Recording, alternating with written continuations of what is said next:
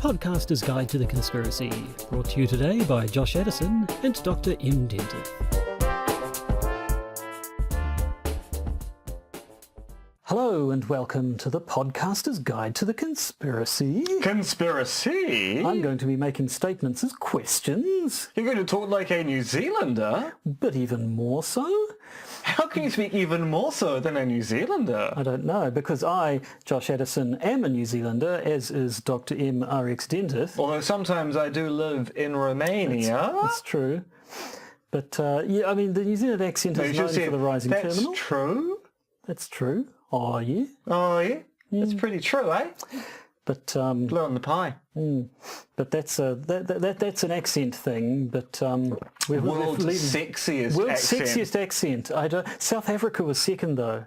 Sorry to our South African listeners, but you do not have a sexy accent. No, I'm sorry, you really don't. I mean, there are a couple of South African accents, of course. There's kind of the English one, and then there's the Afrikaner one. And then there's one that Kevin Kline did in that film, Escape from Something, where he played the South African photographer who helped black South Africans escape South Africa and attempts one of the world's worst Afrikaans accents. It's amazing. We could not butcher the Afrikaans accent the way that Kevin Kline butchered that accent. So this is why you come to the Podcaster's Guide to the Conspiracy. Talk. It's, not that. No. It's the pop culture stuff, which really brings you back week after week after week and winnows down our audience to a very select base of people who probably should be giving us more Patreon money, shouldn't they, Josh? They should. See, that was a statement, but I phrased it as a question. You There is did. a It's reason very why confusing. we're going to be saying statements, but appending a question mark to the end. Really? It will become relevant when we get to the main topic. But maybe we should just leave that as a tantalising hint of what might lie ahead. What might lie ahead? What might lie ahead? Should we do the news? That was an actual question. Yes, we shall. Yes, we shall. Breaking conspiracy theories in the news. In local and also stupid news, like the story about the satanic horse stabber in small-town Aotearoa earlier this year, we have another occult story. This time it's about an Auckland couple who discovered, when they replaced their carpets, apparent satanic symbols on their floorboards. Said symbols are a, and I quote, ritual circle, which is literally a circle, and something which looks like a 5-pointed star enclosed in a circle. And as one of the occupants of the house said, there's no weird feeling or vibes or things like that. It's just a normal family home with strange drawings on the floor we never knew about. As to why they think the symbols are occultic in nature, well, I believe there is something occult about it because we've all read or seen movies with those items described, but I haven't had a chance to explore. A quality news article from one of the country's only leading newspapers. I think you're a little uncharitable there. I mean, I don't think it's evidence of some sort of satanic cult. It's probably just evidence of goths. But like, it's not like Celtic New Zealand where they're interpreting random squiggles as satanic symbols. It's a very clear pentacle. What do you call it when it's a 5-pointed star inside a pentagram rather than a 5-pointed star inside a circle? Because it's one of those anyway. It is indeed, correct. I'm sure one of our listeners who's actually au fait with the occult will be able to correct Josh as to what a pentacle versus a pentagram is. Indeed. I'm just focused on the... We've all read or seen movies with those items described, but I haven't had a chance to explore, along with there are no funny feelings about the house. Well, yes, it's not no a weird news vibes. story. It's interesting. I don't know. I personally know people who have put weird things on the floor before they laid down carpet just to mess with the people. I removed a mirror from a house once, drew things behind and then put the mirror back on the wall. Well, there you go. So it could be exactly that sort of shenanigans. 3 people died of a heart attack because of that. Yeah. And frankly, if I'd played that sort of a jape, I would want to see it in the newspapers. I'd feel like my life had some sort of meaning. You've done a lot of house renovations. Have you ever been tempted to put things behind floorboards or leave suspicious Blair Witch Project style stuff between skirting boards? It's such a pain in the arse that I haven't really had time for that. I should. I acknowledge that I should do that sort of thing. I mean, you've been putting on a Just never roof got around in to your it. laundry recently. Surely you should have been putting something up there, like one of your children. Well, yeah, I don't know this time yet. We're not done. But anyway. You're probably all very aware that Facebook and its subsidiary Instagram, that's right, Facebook owns Instagram, And WhatsApp. have banned some notable people of late. Paul Joseph Watson, Louis Farrakhan, Alex Jones. Which is the second time he's been banned. The word banned doesn't seem to mean what it used to mean. Indeed. And Laura Loomer. Loomer, a former Rebel Media reporter and someone who worked with James O'Keefe. That's the name I can never remember. Every time we mention Jacob Wohl, and I say, who's that other guy who did And the stupid thing stuff? was, And it's always... I couldn't recall whether we mentioned that on the main episode or the bonus episode. Otherwise, I was going to make that point in the news item. Indeed. And it's not the now first you've time. made it for me. It's not the first time I got there. Anyway, James O'Keefe, a name I shall never forget from now on. She worked with him on Project Veritas. Whose stated mission was, and I quote, to investigate and expose corruption, dishonesty, self-dealing, waste, fraud and other misconduct in both public and private institutions in order to achieve a more ethical and transparent society. In short, expose liberals for the socialist scum that they are. Anyway, Loomer, who protested her loss of a Twitter account by chaining herself to the door of Twitter HQ for several hours, when it got too cold she had to beg for her shekels to be cut free. This is true. Her shackles, rather, not her shekels. I assume she wanted to hang on to them in case she was wanting to buy a stuff donkey? from Israel. I don't know. That's not... Is that even currency anymore? I don't know. think it's ancient currency. There we go. She had to beg to be set free. She's also lost her Facebook and Instagram accounts for example, advocating that the Santa Fe High School shooting was a false flag, painting a conservative bomb maker as a member of Antifa and the like. Now, she recently appeared on an Alex Jones show, and it went something like this. My life is ruined! Does anybody understand how ruined my life is? I'm sick of it. I don't want to listen to people tell me that I'm a conspiracy theorist. They don't know what it's like to be me. My life is ruined, Alex. No, I understand. I just think you need to go with it.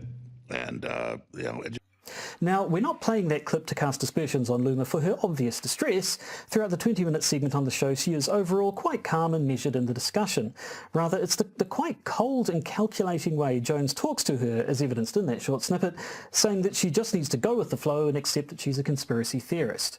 It's almost chilling how little Jones seems to care about the situation generally. I guess the advertising dollars on InfoWars are still okay. And they must be, because they're still raking it in as far as anyone is concerned. I mean, it does seem that for certain people, like, say, Milo Yiannopoulos, being deplatformed from social media really has destroyed his career. But Alex Jones didn't need social media. No, he had an empire before empire, social yeah. media existed, per se. And so he's been able to muddle on through whilst Johnny-come-latelys, to mix all of my metaphors, having a much harder time of it as their social media access appears to be disappearing, which takes us to our next news item. Because Jones might be calm in the face of the storm, but we can't say that about his protege, one Paul Joseph Watson, who is now arguing for full communism now. Well, that seems to be the consequence, at least, of the argument he's putting forward, that social media access is a civil right, and the government should step in and regulate the corporations which run social media to enforce that right. Now, we here at the Podcaster's Guide to the Conspiracy are all for state regulation of all of the things, so we're glad to see even alt-righters are now admitting things could be better if the state stepped in and curtailed private interests. Although I do suspect this isn't what Watson and company really want. They don't want full communism now. Rather, they want their identity as conservatives to be protected, which is odd given their opposition generally to identity politics and the idea there should be safe special places for snowflakes, say, like themselves. Well, yes, I don't think a measure of hypocrisy should be any sort of big surprise No. coming from these people. No, but, and I mean, there are legitimate issues to be had with a private corporation like Facebook, Twitter, Instagram, and the like, having the ability to essentially control access to audiences. Although claiming that having social media is a civil right does seem like a fairly interesting extension of the notion of civil rights. It's not as if people have a right to a platform, which is essentially what Watson is arguing for. Yeah. I read an interesting article by Corey. Now, is it Dr. Al or Doctorov? Dr. Al, I think. Dr. Al, called Steering with the Windscreen Wipers. Just did it recently. That doesn't sound very useful for steering a car. Exactly, but it's a metaphor.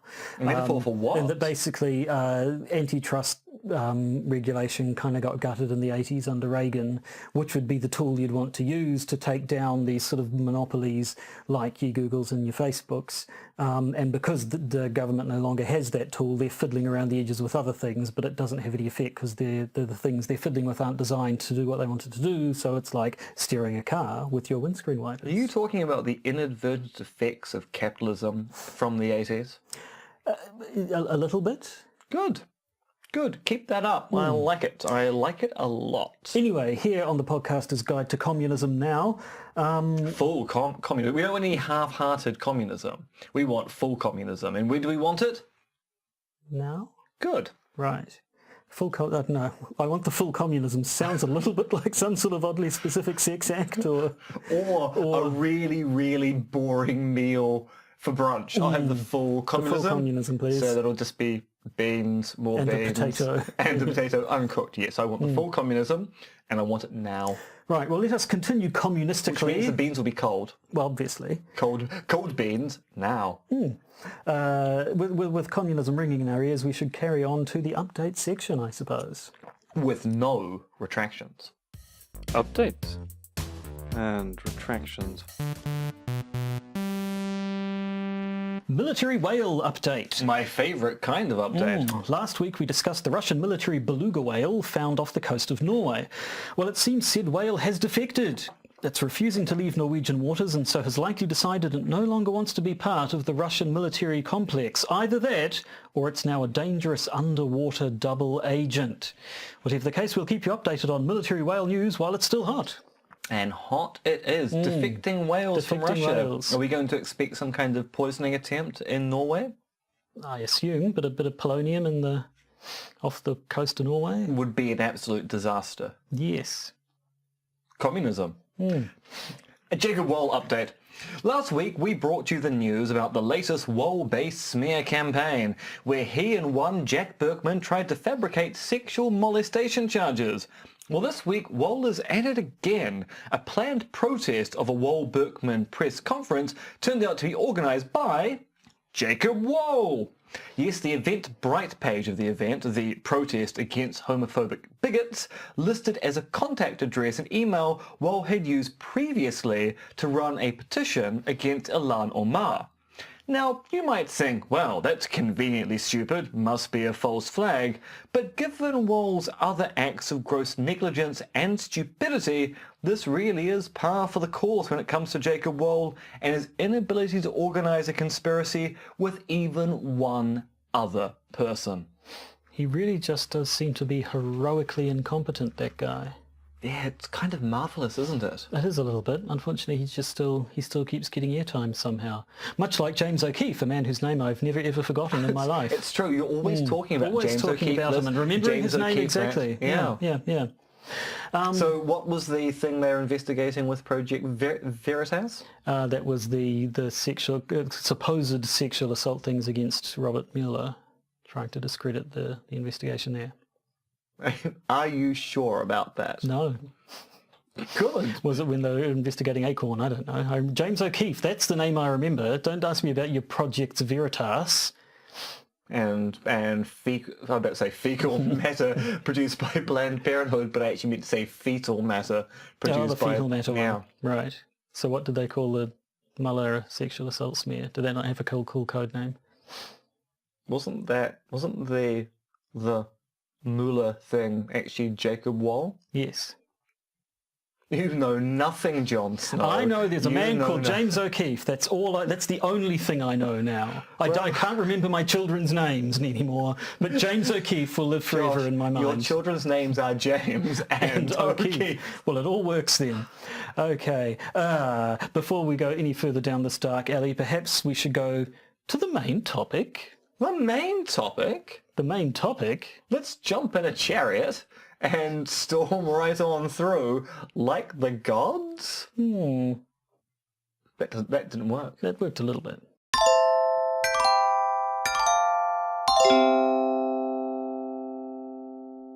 Now, see, I do feel I should start with Yep,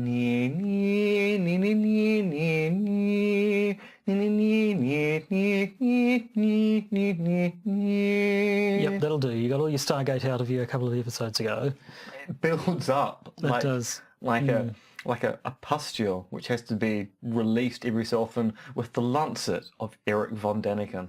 Fair enough. Yes, Erich von Daniken. So we did, a month or so ago now, we were talking about your Stargates and your so on and so forth, which was based on a bit of the old ancient alien hypothesis, the Anunnaki coming and giving us Stargates and stuff like that. But we mentioned Erich von Daniken at the time, and at the time said, we've never really devoted a whole episode to Erich von Daniken. And then we said, we probably should devote an episode to Erich von Daniken, and so today we're devoting an episode to Erich von Daniken. Will you just keep making that noise as long as I keep talking? If I stop, will you say something instead? Basically the resumption of the phenomena, which is a really, really old reference by podcast things. Now, whenever we talk about ancient aliens, go, and I will do that all episode long unless you stop I assume you're actually always doing it in your head at all times, and it's just sometimes you let it out? Sometimes, like a bagpipe, I get the pressure around the stomach and it just blurts out. And when you say Erich von Daniken, I feel this kind of pressure around my vital organs that forces out a... You probably want to get that looked at, but not now, because now what we're looking at is Erich von Daniken, who of course was made famous in the late 1960s with his book Chariots of the Gods, with a quite deliberate question mark that we'll get to. We'll get to that question later on. mark, Now, but we will be referring to it by chucking in a completely unnecessary, gratuitous is the word I'm looking for, gratuitous question marks all over the place. all over the place. Now tell me, Josh, who is Erich von Daniken? Well, Erich von Daniken, he's a man with a book called Chariots of the Gods. Where's he from? He's from, I assume, Germany. Actually, I didn't even bother looking Swiss it up. German. Swiss German. Oh, there we go. With a name like von Daniken. So he's been at it since the 1960s, but it's still going strong today. And indeed, so the book is now 50 years old, isn't it? Indeed, it actually got a anniversary edition late last year, beginning of this year. I'm a little bit hazy on time frames at the moment. Been doing a lot of writing, and thus basically the only thing I understand are my own deadlines and not calendar time. But there was a 50th anniversary edition of Chariots of the Gods, lacking a question mark, that came out very recently. And von Daniken's written a lot of books. In fact, let's go through these books. I'll say one, you say the other, just to get an idea of, and there's one we will probably end up stopping on and go, to get an idea of the kind of genre Erich von Daniken works in. So I'll start, Chariots of the Gods? Return to the Stars. Gods from Outer Space. The Gold of the Gods. Miracles of the Gods, a hard look at the supernatural. In Search of Ancient Gods, my pictorial evidence for the impossible. According to the evidence. Signs of the Gods. The Stones of Kiribati, Pathways to the Gods. The Gods and their grand design, the eighth wonder of the world. The Eyes of the Sphinx, the newest evidence of extraterrestrial contact. The Return of the Gods, evidence of extraterrestrial visitations. Arrival of the Gods, revealing the alien landing sites of Nazca. The Gods were astronauts, evidence of the true identities of the old quote-unquote gods. Odyssey of the Gods, an alien history of ancient Greece. History is wrong. Evidence of the Gods. Twilight of the Gods, the Mayan calendar, and the Return of the Extraterrestrials. Ptolemy and the Planet of Lies. Is that one of his? Did he write a kid's book or something? He wrote a fiction book based upon his supposedly non-fiction work. Right. If you go to Amazon or Goodreads and look up reviews of Tommy and the Planet of Lies, even Erich von Daniken's staunchest fans recommend he never write a piece of fiction ever again. Even true believers find this book to be an embarrassment because it's so badly written. And yet it wasn't enough to put him off writing altogether, because after that there was still Remnants of the Gods, a visual tour of alien influence in Egypt, Spain, France, Turkey and Italy, and... The Gods Never Left Us. And I should say these ones, so Chariots of the Gods, it's down here as 1969. I had it as 1968. But at any rate, he does one book every sort of 2 or 3 years from the late 60s to the mid-80s, takes a bit of a break, picks up again in 1996, and has again been putting out a book every 2 or 3 years up until just a few years ago. Indeed, So, Evidence of the Gods and Twilight of the Gods both came out in the same year. I'm not sure what the deal was there, but... I wouldn't be surprised if large sections of both books are exactly the same, or it's the one book which has been cut in twain. Indeed. He does repeat himself a lot. So he's been at it for a long time, is the point. And you'll note he's really into the gods and the extraterrestrials. So perhaps we should let him speak for himself here when it comes to spelling out exactly what he thinks and what all his books are about. If you go to his website, www.daniken.com, on the home page he has this summary of his beliefs. This is what happened. Extraterrestrials visited our Earth many millennia ago. Can I stop you? I'm going to do the You're gonna do the Stargate music? theme over the top. Okay. Is it over the top? I'm sure you are. Under. Okay, shall I start again? Yeah. Okay. This is what happened. Extraterrestrials visited our Earth many millennia ago. They behaved similar to how current ethnologists behave today. They studied a few languages, visited different tribes, gave suggestions, and disappeared sometime, however, with the promise to return in the distant future. Our Stone Age ancestors could not grasp what happened back then. They wrongfully believed that the extraterrestrials were gods. The supposed gods then wandered into our mythology and became the founders of many religions. And he then sort of goes on to talk about how he's been studying this for the last 65 years. In fact, he says my work is now present in 40 volumes. So I assume so that not is just the his other own things he's work contributed and to. Yeah. introductions to other books and reviews of other books and chapters in other books, and presumably a whole parallel reality which is just filled with Erich von Danikens. And he sort of goes on to talk about a little bit of how sort of science isn't willing to believe the things, they're not picking up what he's putting down, they're not buying what he's selling. But that's just because they're not ready to deal with it all. But they're going to be coming back. The gods will return, and then finally he runs it out. Then we will experience the God shock, which again sounds like some sort of obscure sexual practice, or one of those Norwegian death metal bands. God Shock. Yes. VR God Shock. So anyway. So he started in the early 68s with a title with a question mark at the end of it, but I think the question mark metaphorically disappeared fairly quickly, and he seems to have been not Chariots of the dissuaded. Gods. Now, I'll quite happily admit, as a teenager, I read a lot of Erich von Daniken, not because I was a believer in the ancient astronaut hypothesis. I simply found the kind of genre of ancient astronaut hypotheses to be quite fascinating because of the way it used evidence, and also was actually quite interesting for finding out little historical bits and pieces you didn't find out elsewhere.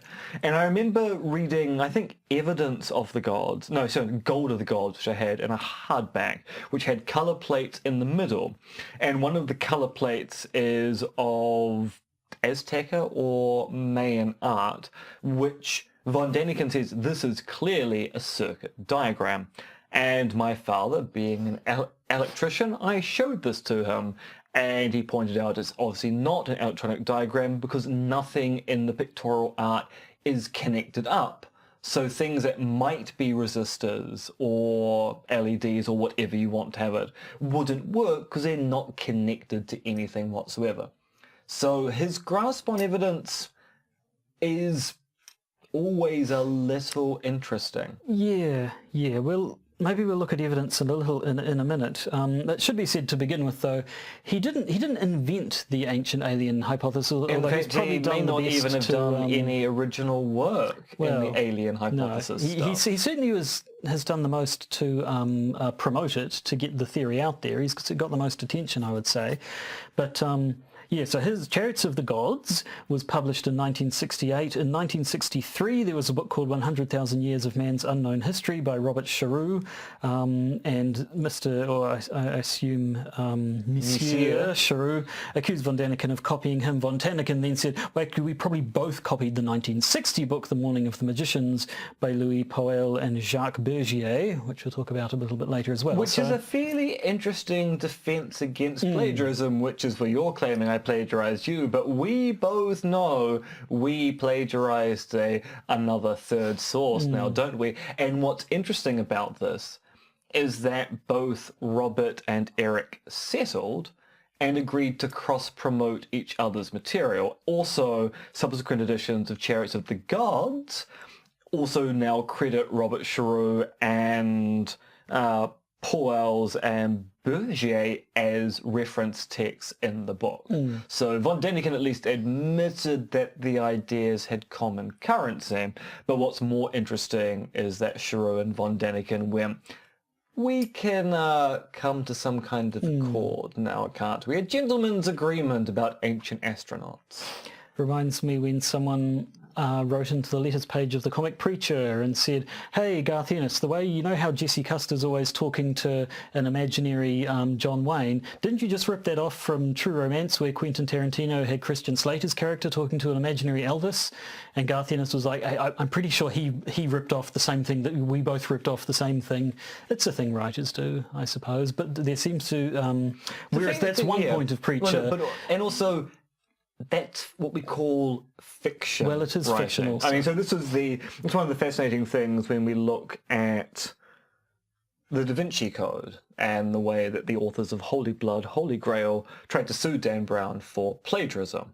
And as people pointed out, if Holy Blood, Holy Grail is a work of history, then it's quite appropriate that an author who uses history as a source for their fiction can take historical events and then fictionalize them.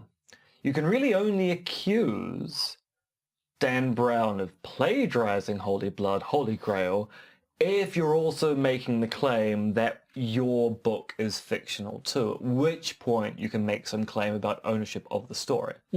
So in the same respect, it's fiction writers will borrow ideas from other places, but when you're meant to be producing history, it's a slightly trickier situation. And also it's been pointed out that in 1966, Carl Sagan and I.S. Shklovsky, I'm afraid I don't know who he is, but they wrote, in one of their books, they wrote about the possibility, or rather in the context of talking about the possibility of alien life existing elsewhere in the galaxy. Apparently they sort of mentioned the idea that, they could have visited Earth back when we were cavemen and we wouldn't have known what to make of it then. So it kind of sounds like one of those things about an idea whose time had come. A bunch of people were talking about it and he was the one who managed to really capture the public's imagination. Well, I mean, when you think about it, the 60s is the great period of time where people the start talking... expanding of minds. Yeah, but also talking about life outside the Earth, missions outside of Earth using spaceships, using astronauts to investigate things. And then the obvious question, well, if we're going out into space to explore, have people come to us in the past? At which point, seems reasonable to say, well, let's see if there's any evidence of that. And that's precisely the kind of thing that these authors we're talking about engage in, which is why it's Chariots of the Gods. Initially, at least, yes. Yeah, because it is putting forward the hypothesis that maybe the stories of our ancient gods and our mythology is kind of a misremembered past when people from other planets came to visit us. And we weren't able to interpret that as people from other planets because we had no notion of that. So we re-encoded those stories and the miracles they performed, apparent miracles, as being the actions of our gods. Although, as we'll come to later on in this episode, only some of those stories are about gods being aliens. It turns out if you're a particular kind of white person, you don't tend to have ancient astronauts in your prehistory. But yes, you mentioned evidence, so we should probably look at it. We've got Erich von Daniken. He's putting forward the hypothesis, the idea of what they call paleo contact, that in our prehistory, alien beings came to Earth, imparted alien wisdom on our prehistoric forebears, and the stories of these visitations has got encoded as sort of myths and legends of gods. So how does he try to go about proving this hypothesis? Through archaeological evidence, Joshua. Let me tell you about some of this evidence. Please do. We're both from the region of the world known as Polynesia. You'll be aware of a set of islands known to Europeans as the Easter Islands, and you'll be aware that these giant stone hens. Stone hens? Stone hens. Stone hens.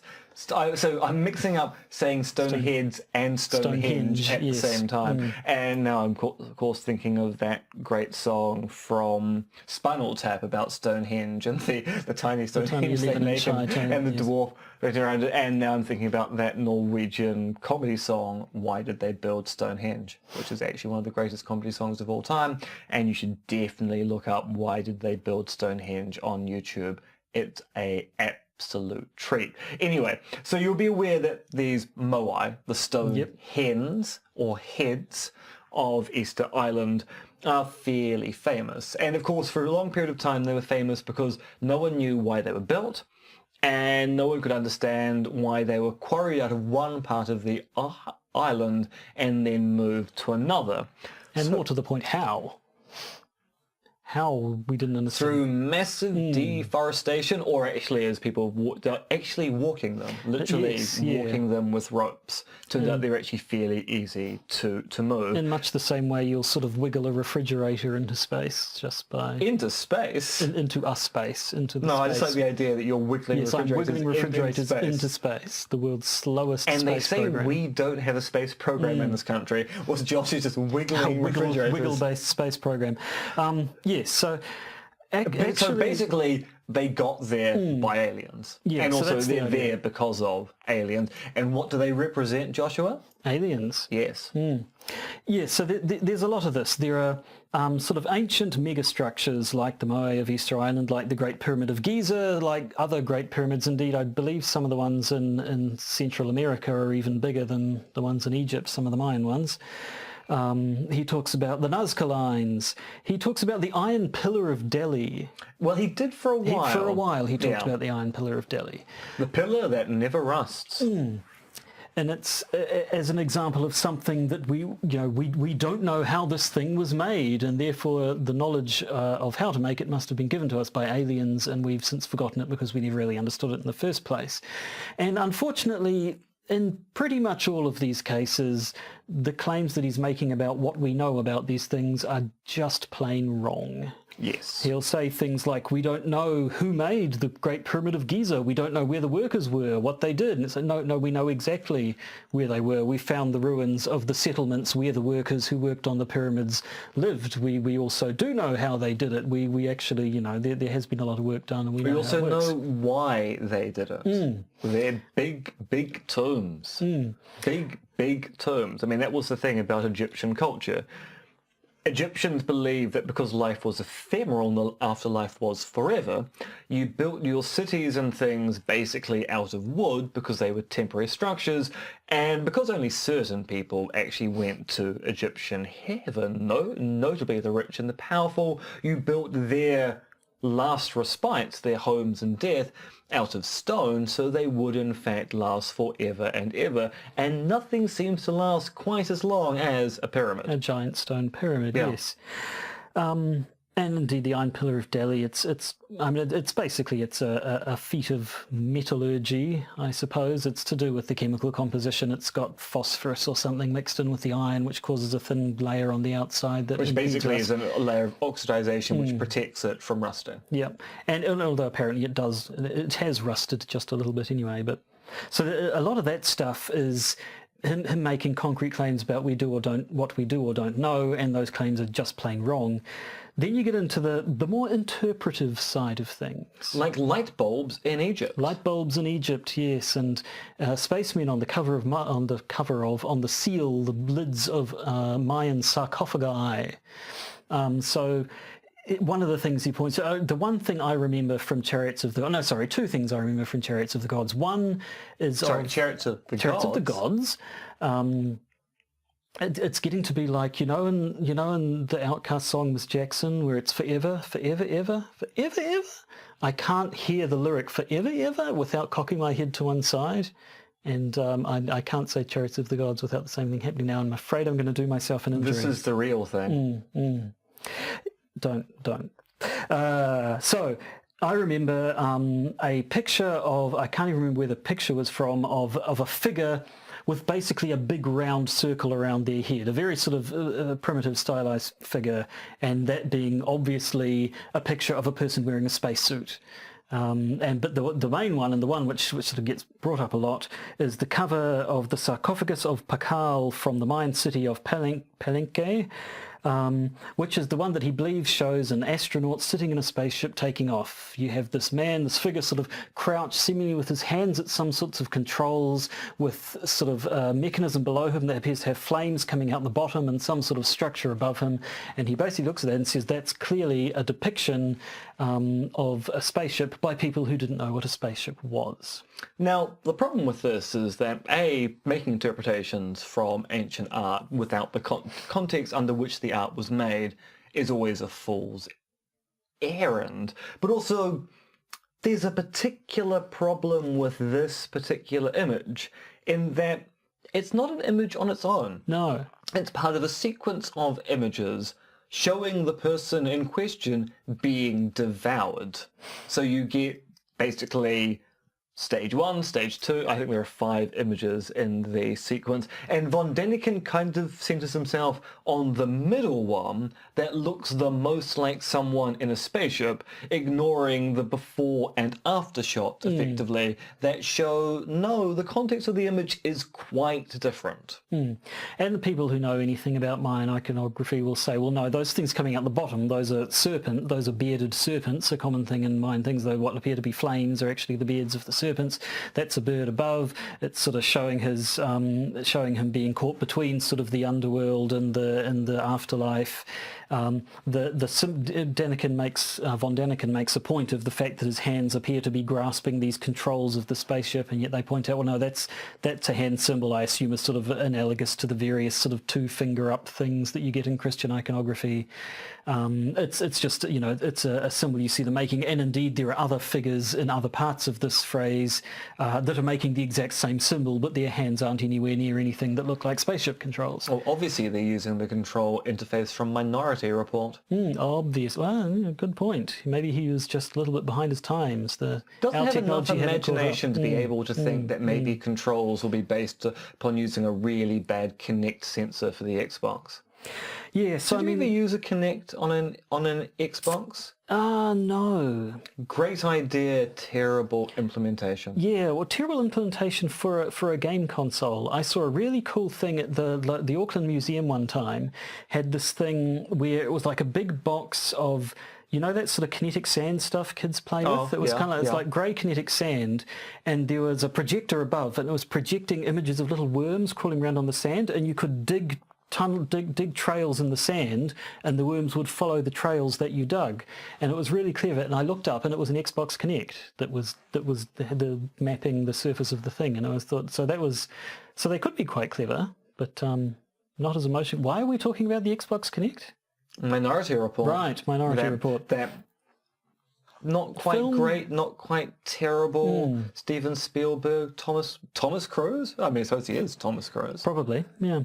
But anyway, so there's more of that stuff. I mean, we've all, I'm sure, read about the whole sort of UFOs and the Bible thing. But again, people familiar with the iconography of the ages when those paintings were made would say, well, no, this is a common Christian symbol, a common thing of divine light or stuff like that. That's just a thing that you see. It's not, to us, to us, without knowledge of the context, we sort of put our own interpretation on it, but that doesn't mean that's what it's a picture of, and that seems to be the general problem. Yeah, the with this general evidence gist in this with, area. then you get things like using the Rice map from the 16th century. Sorry, 14th century, 1500s, yes. Yeah, 14th century. No, 16th century, it's the other way, yes. That's why I say 1500s, because that's a good point. It really is a good point. Because I've just completely fouled that up. Person who lives in the 23rd century, like I do, as explained at the beginning of this episode, not coping well with calendar time, only deadline time at the moment. But no, the period rice map is a map. It's a Turkish map. Oh, it's one of them. Turkish map that it's sort of a map of the known world. It was kind of compiled by someone from the Ottoman Empire, which supposedly shows things like the geography of Antarctica, which people couldn't have known about back then. And yes, no, apparently it doesn't. There was that whole idea of Terra Australis or something. People thought there was this giant southern continent, which was basically meant to be a counterweight to the continent on the northern hemisphere, because it was felt it had to be balanced in the north and the south. So given that we knew about Europe, Eurasia and the like, and also Africa, there had to be a counterweight in the southern part, which was going to be what is now known as Australia. That's where the name comes from. And so it was hypothesized and put on lots of maps. It's just that the claims that this map accurately shows things like Antarctica and the like just doesn't actually bear any investigation when you actually start looking at, well, the bits of the map which are correct. Once we go with that sketch, no, actually, sorry, there's also a land bridge there which doesn't exist, and all sorts of other issues. And so, yeah, I mean, that's the general tenor of the argumentation of Chariots of the Gods, but it's basically carried right through to his works to the present day, from what I can tell. I mean, things like the Iron Pillar of Delhi, where I think as early as the 70s he was told, actually, no, we do know exactly how that was made. And he said, yeah, no, I don't believe that was made by extraterrestrials anymore. So he'll drop things if they're proven to be untrue, but then he just picks up other ones and just seems to be carrying on with the same line. Now, what's interesting is that von Daniken would appear to be a fairly committed Christian. So he's a firm believer in the old story of one Jesus Christ. And it's quite fascinating that Jesus Christ is not an alien god. Or is he? According to von Daniken, no, he's not. Oh, that's a shame. I mean, it would be more fantastical if it was a God told me to style scenario, a perfect Larry Cohen film. Have you seen God told me to? I have not. I mean, I don't want to spoil it for people who might go off and watch it. It's well worth watching. It's probably one of Larry Cohen's best films. And it's about a police detective who is investigating a series of random violent events in New York where the perpetrators, before they kill themselves, tell people that they've committed these atrocities because God told them to. And then it quickly turns into a kind of Illuminati conspiracy thriller, and then it just goes weirder and weirder, including a really, really weird sexual organ in a location you're not expecting it to be. Ooh la la. I know. That's what I got to say. I'm a little disappointed in you, actually, to be honest. If you're talking about the idea of Jesus being an alien, the pop culture reference you didn't immediately leap for was Prince of Darkness by John Carpenter. I was thinking of going to John Carpenter, although we have touched upon Prince of Darkness in the past. Yes, we have. But and then there must be some way of linking that, of course, maybe via John Carpenter's In the Mouth of Madness to H.P. Lovecraft. Ah, yes. Tell me about H.P. Lovecraft. Yeah. He's a kind of source, I'm assuming it, for one's junk. The H.P. Lovecraft. H.P. Lovecraft sounds like a writer of Victorian erotica, doesn't it? It is also the name of a porn store in London. Oh, well, there you go. So yeah, people have claimed, we mentioned The Morning of the Magicians up front as one of the books that von Daniken is known to have been influenced from, and indeed appears to have, in some cases, sort of swiped things wholeheartedly from. The Morning of the Magicians, it's kind of the full text of it's available on the internet, and I had a quick flip through, but it's very, very sort of stream of consciousness-y, just sort of generally wide-ranging discussion on occult stuff and alchemy and paranormal phenomena. And and there's a chapter called The Vanished Civilizations, which goes into the sort of idea of these things about the world that we don't understand, and the idea that they could have been given to us by visiting alien races. And then people have said that the Morning of the Magicians itself was influenced by Call of Cthulhu and other works of H.P. Lovecraft. And of course, Lovecraft, writing back in the 20s, did do a good line in alien races having visited Earth in the past and leaving behind weird civilizations and stuff like that. So now, basically, Erich von Daniken is H.P. Lovecraft. That's what I'm saying. So, sometime listener of the show, Jason Colavito, will either be nodding his head or shaking his head at this particular point in time, because he is the expert when it comes to ancient aliens and H.P. Lovecraft. Oh, well, there you go. He's written a book, you know, quite a long time ago, continues to publish very widely. And Jason, I'm really looking forward to your recaps on the next season of America Unearthed, something that we will need to talk about in the very near future, because I know you like geography, and I know you like forensics, but do you like forensic geology? I assume I would. Geology or geography? I meant to say geology the first time. Let's just pretend I did. Very well. Well, that's something to look forward to. And if it's, given that we're looking forward to subsequent episodes, I think that probably shows we're pretty much done with this episode, although we should probably touch on the racism. Yes, we can't really talk about H.P. Lovecraft or Erich von Daniken without talking about racism. And it's the kind of racism we've encountered before with the whole sort of Celtic New Zealand hypothesis and stuff. Which is basically Erich von Daniken is suspicious of any person of colour whose civilizational ancestry engaged in high art or the construction of monumental architecture, because apparently people of colour just couldn't do that stuff in the past. But when it comes to Europe, the same kind of how did you do that doesn't seem to apply. Now, on one level, that might be because when a lot of this monumental architecture was being built elsewhere in the world, Europeans were still living in mud huts, so maybe it just doesn't apply to those simple Europeans and their primitive cultures at the time. But it does seem to be more the case that Erich von Daniken seems to think that brown people in particular can't actually make pyramids. Very simple structure when you think about it. Wide base, narrow top, structurally very sound. So, no, it must have been aliens. And indeed, he compares the likes of the pyramids to things like Stonehenge here as basically we know how Stonehenge was made, and it was a lot of effort. So surely the pyramids would have to have been so much effort that no human beings could possibly do it, if we white folks can barely stack one block on top of two other blocks. Yeah. But yeah, it's certainly there's a lot of. I mean, I don't know. Partly it's because when did white people start to exist? Like, when were there actual white people? As in the concept of whiteness. Yeah, because essentially you go back more recently than, say, white nationalists or white supremacists thing. Because you don't need to go back very far, and pretty much all people are non-white.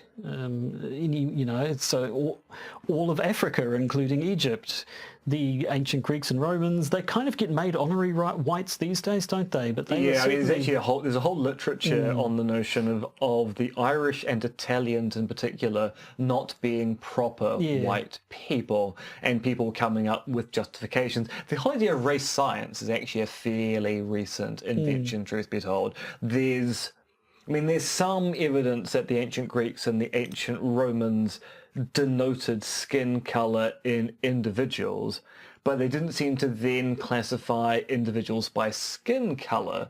They would do more interesting things like classifying them by temperament, and the temperamental stuff was often actually based upon where in the world they lived. So you came from a cold climate, you had cold climate style behaviors, and not focusing on their skin is dark, but they come from this place, it's hot, hot people do these things, so our systemic prejudice will be based upon location, not colour.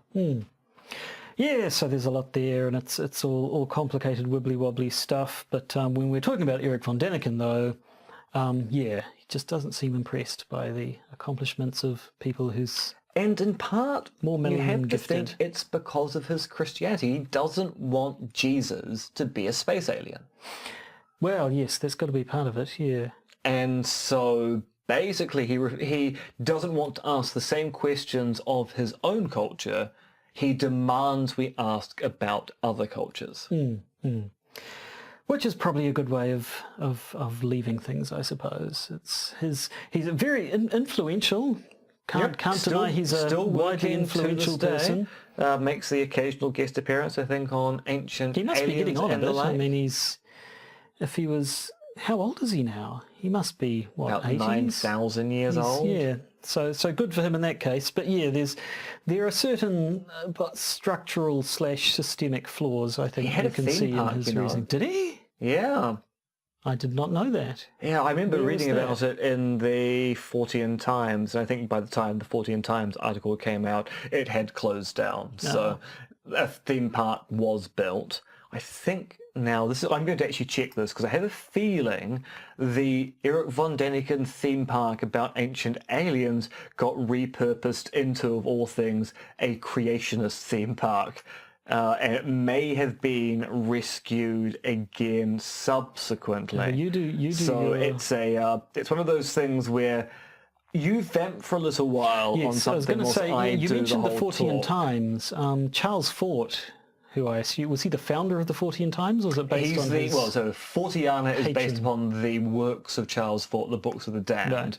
The Fortean Society came out of that, and the Fortean Times is a product of the Fortean Society. Right, but I've anyway- been published in the Fortean Times. Ooh la la.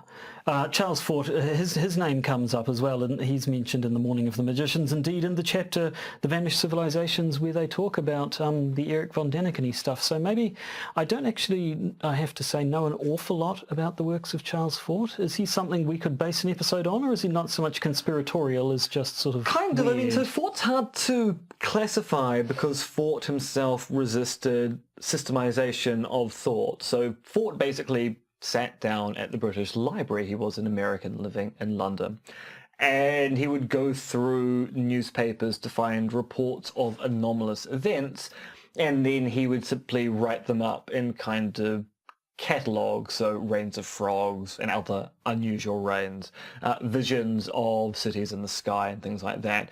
And then he would just make up explanations, and some of these explanations would contradict other explanations he had made prior. Because he wasn't interested in resolving things, he was interested in cataloguing anomalies, and as he'd resisted any kind of systematization to try and make sense of these things, he delighted in the anomalistic nature of the research he engaged in.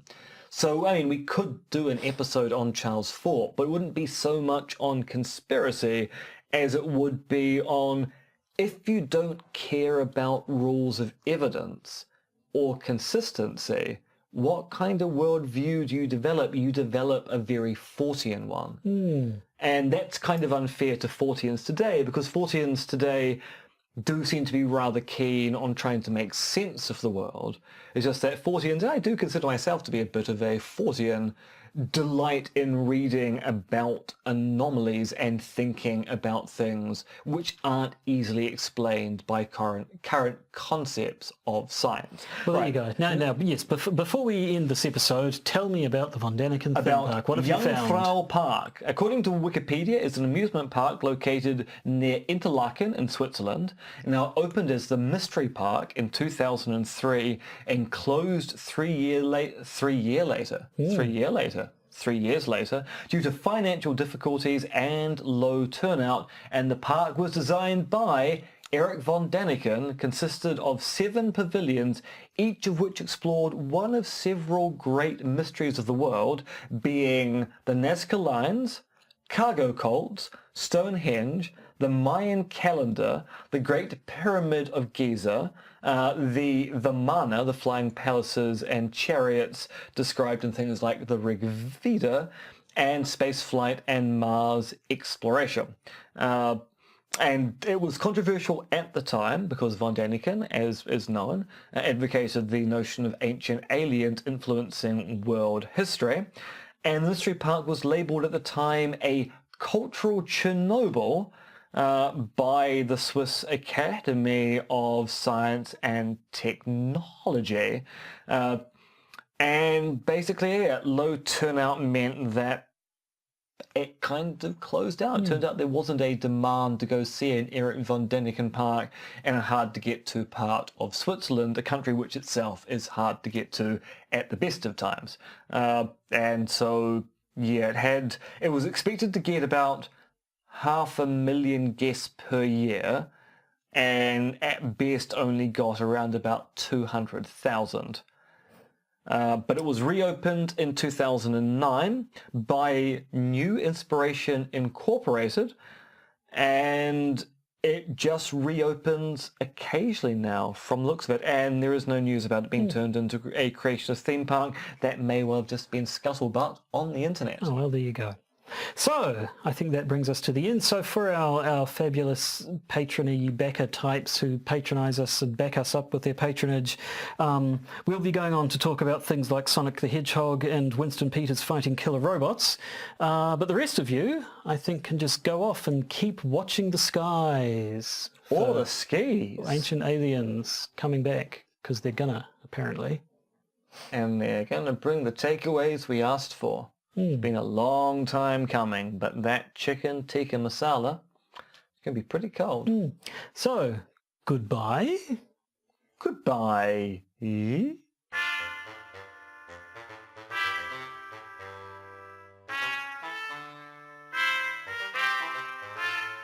You've been listening to the Podcaster's Guide to the Conspiracy, starring Josh Addison and Dr. MRX Dentith, which is written, researched, recorded and produced by Josh and M. You can support the podcast by becoming a patron via its Podbean or Patreon campaigns. And if you need to get in contact with either Josh or M, you can email them at podcastconspiracy@gmail.com or check their Twitter accounts, monkeyfluids and Conspiracism.